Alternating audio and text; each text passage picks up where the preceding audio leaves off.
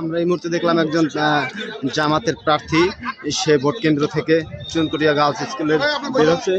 আমরা তার সাথে কথা বলবো। আসলে আমরা একটা পার্টিসিপেটেড নির্বাচন চাই, সব দলের অংশগ্রহণ নেই, কিন্তু একটা পার্টিকুলার দলের পক্ষে একটা প্রশাসন অন্যান্য এলাকা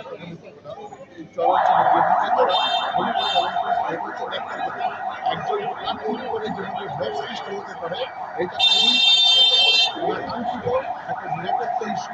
এটা যে কোনো সময় যে কোনো ঘটনা করতে পারে। আমি তারপরে তাদেরকে বলে আসছি, আপনার বিষয়টাকে কনসিডার করেন, দেখেন।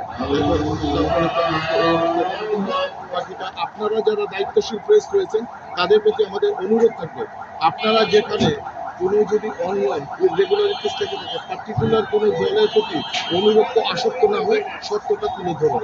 এবার চাই একটা উৎসবমুখর সুন্দর ভালো নির্বাচন, এটার জন্য সকলে মুখী আছে। আমার নাম ব্যারিস্টার মাহবুব।